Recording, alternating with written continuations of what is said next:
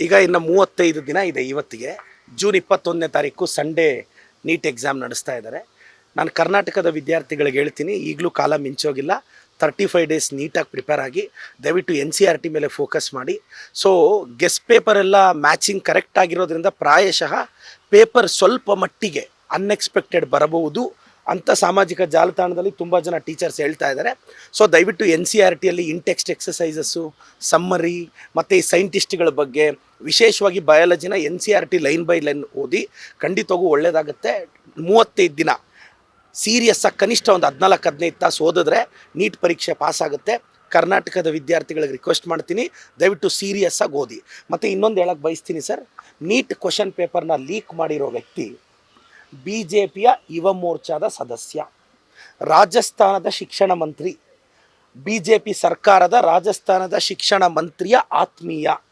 ಯುವ ಮೋರ್ಚಾದಲ್ಲಿ ಆತ ಗುರುತಿಸ್ಕೊಂಡಿದ್ದಾನೆ, ಅಂದರೆ ಪಾರ್ಟಿ ಬೇರರಲ್ಲಿದ್ದಾನೆ. ಇವತ್ತು ಆಂಗ್ಲ ಚಾನಲ್ಸಲ್ಲಿ ಎಲ್ಲ ಕಡೆ ಆತನು ಭಾಳಷ್ಟು ಜನ BJPಯವ್ರ ಜೊತೆ ಕಾಂಟ್ಯಾಕ್ಟ್ ಇದ್ದಾನೆ. BJP ಸಕ್ರಿಯ ಸದಸ್ಯ.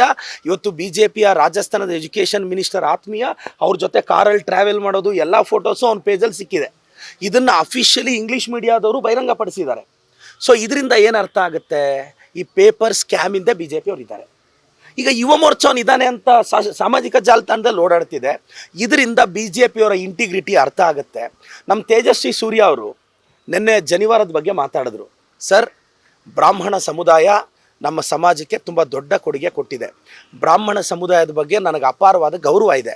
ಇವತ್ತು ಬ್ರಾಹ್ಮಣ ಸಮುದಾಯದ ಅರ್ಚಕರಿಗೆ ಒಳ್ಳೇದಾಗಬೇಕು ಅಂತ ನಾವೊಂದು ಬಿಲ್ಲು ತಂದ್ವಿ, ಅವ್ರ ಪರವಾಗಿ ನಿಂತಿದ್ದೀವಿ. ತೇಜಸ್ವಿ ಸೂರ್ಯ ಅವರೇ, ಜನಿವಾರದ ಬಗ್ಗೆ ಮಾತನಾಡ್ತಾ ಇರ್ತಕ್ಕಂಥ ನಿಮಗೆ 22 ಲಕ್ಷ ಮಕ್ಕಳ ನೀಟ್ ಭವಿಷ್ಯದ ಬಗ್ಗೆ ಜ್ಞಾಪಕ ಬರಲಿಲ್ವಾ? ಪಾರ್ಲಿಮೆಂಟಲ್ಲಿ ಬಾಯಿಗೆ ಬಂದಂಗೆ ಏನು ಬಡಾಯಿ ಕೊಚ್ಕೊತೀರಾ ಇಂಗ್ಲೀಷ್ ಭಾಷೆಯಲ್ಲಿ. ನಿಮಗೆ ಕನಿಷ್ಠ ನಮ್ಮ ವಿದ್ಯಾರ್ಥಿಗಳು ಬೇಡ ರೀ, ಅಟ್ಲೀಸ್ಟ್ ನಮ್ಮ ಸ್ಟೇಟಿಂದ 1,80,000 ಜನ ಮಕ್ಕಳ ಪರವಾಗಿ ಧ್ವನಿ ರೈಸ್ ಮಾಡಿಸ್ಬೇಕು ಅಂತ ನಿಮ್ಗೆ ಅನಿಸೇ ಇಲ್ವಾ ತೇಜಸ್ವಿ ಸೂರ್ಯ ಅವರೇ? ನಿಮ್ಮ ಇಂಟಿಗ್ರಿಟಿ ಏನೋಯ್ತು? ಅಂದರೆ ಜಾತಿ ರಾಜಕಾರಣ ನೀವು ಮಾಡ್ತಿದ್ದೀರ ತಾನೆ? ಸಮಗ್ರತೆಯಲ್ಲಿ, ದೇಶದ ಪರವಾಗಿ, ನಾಡಿನ ಬಗ್ಗೆ ನಿಮ್ಮ ಚಿಂತೆಯಲ್ಲಿ ಜನಿವಾರದ ಬಗ್ಗೆ ಅಷ್ಟು ಬೇಗ ವಾಯ್ಸ್ ರೈಸ್ ಮಾಡೋ ನಿಮಗೆ ಇವತ್ತು ನಮ್ಮ ದೇಶದ ಮಕ್ಕಳ ಹಿತಾಸಕ್ತಿ ಮುಖ್ಯ ಇಲ್ವಾ? ರಾಜ್ಯದ ಮಕ್ಕಳ ಹಿತಾಸಕ್ತಿ ಮುಖ್ಯ ಇಲ್ವಾ? ನಿಮ್ಮನ್ನು ಯಾವ ಕಾರಣಕ್ಕೆ ಯುವಕರು ಗೌರವಿಸಬೇಕು ತೇಜಸ್ವಿ ಸೂರ್ಯ ಅವರೇ? ಸಾವಿರಾರು ಜನ ನಿಮ್ಮನ್ನು ಫಾಲೋ ಮಾಡ್ತಾರಲ್ಲ. ನಾನು ಹೇಳೋದಿಷ್ಟೇ, ನೀವು ಆ ಜಾತಿವಾದದ ಮುಖವಾಡದಿಂದ ಆಚೆ ಬನ್ನಿ ಅಂತ ಹೇಳ್ತಾ. ಸಂಪೂರ್ಣ ನ್ಯೂಸ್, ಇದು ನೊಂದವರ ಧ್ವನಿ.